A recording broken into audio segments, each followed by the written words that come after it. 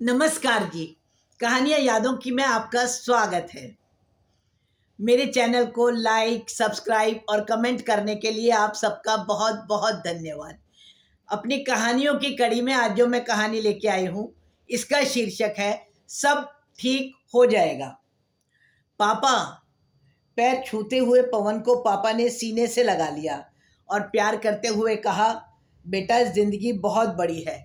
अभी हमने ढेरों काम साथ रह करके ही करने हैं।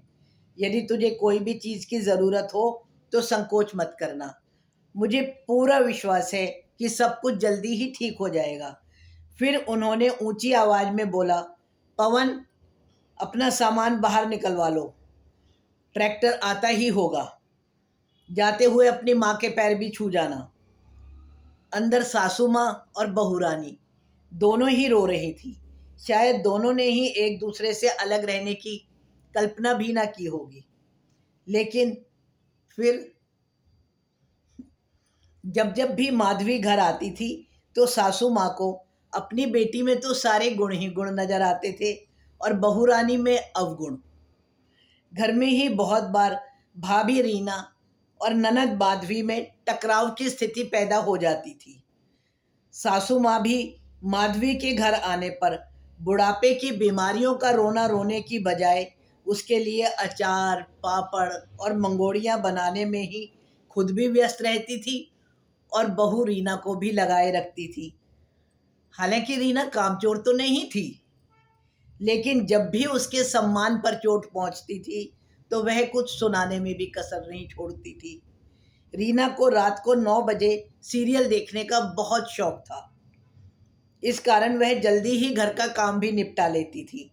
लेकिन अनजाने में या जानबूझकर जैसे ही रीना टीवी देखने बैठती थी, घर में किसी भी काम की अनिवार्यता के कारण उसे बुला लिया जाता था। बस ऐसे ही छोटे छोटे कई कारण इकट्ठे हुए जा रहे थे। पापा का समीप में ही एक किराने का स्टोर था। अक्सर पापा सुबह 6 बजे ही अपना स्टोर खोल देते थे और 10 बजे तक खाना खाकर पवन भी उसी स्टोर में आ जाता था। रात देर तक पवन तो स्टोर में बैठा रहता था, लेकिन पापा बीच बीच में घर आते रहते थे और शाम को 6 बजे तक तो वह अक्सर दुकान से वापस आ ही जाते थे। सास, बहू और ननद के द्वारा बनाए गए घर में लड़ाई के मैदान को वह शांति स्थल में परिवर्तित करने के लिए भरसक प्रयत्न करते थे, लेकिन असफल ही हो जाते थे। अपनी पत्नी गौरी को वह बहू को भी बेटी जैसा ही प्यार करने के लिए कहते थे।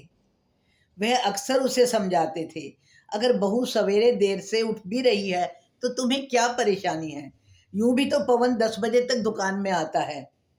तुम तो सदा से ही जल्दी उठती रही हो। बहू को क्यों इतना जल्दी उठने को बाध्य करती हो? गौरी, यानी कि उनकी पत्नी, यानी कि सासू माँ, उन्होंने जवाब दिया कि मेरी बेटी से उसका क्या मुकाबला।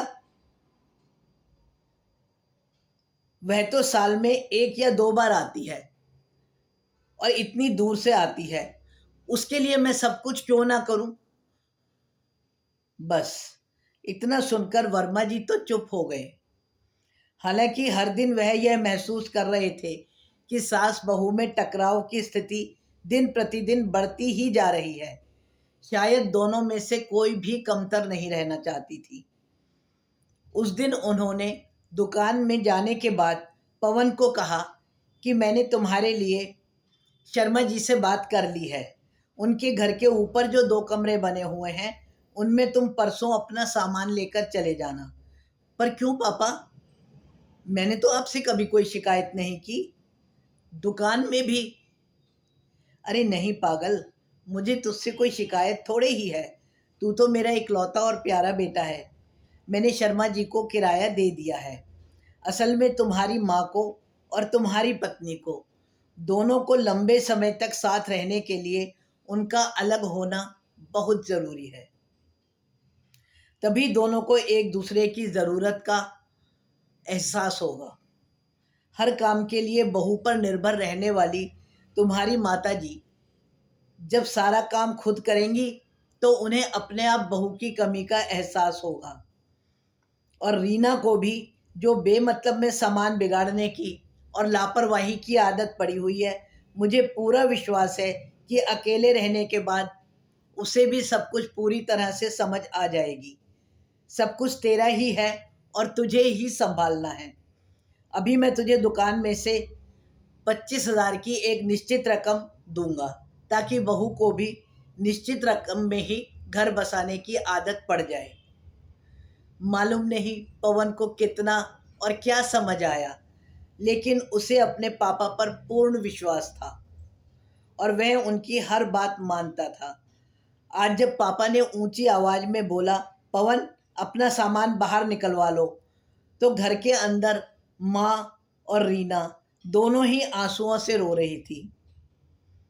आज ऐसा लग रहा था मानो रीना नहीं, माधवी अपने ससुराल जा रही हो। हालांकि मम्मी बार बार पापा से कह रही थी कि बहू किराए के मकान में भले क्यों कर जाएगी, लेकिन पापा अनसुना करते हुए पवन को कह रहे थे कि पवन, ट्रैक्टर लग चुका है, अपना सामान निकलवा लो। घर से जाते हुए पवन देख रहा था, आंखों के कोर तो पापा के भी भीगे हुए थे। दोनों के जाने के बाद पापा ने गौरी से कहा, अब तो शायद तुम बहू से भी बेटी जैसा ही प्यार कर सको, क्योंकि अब तो वह भी तो कभी कभी ही आएगी।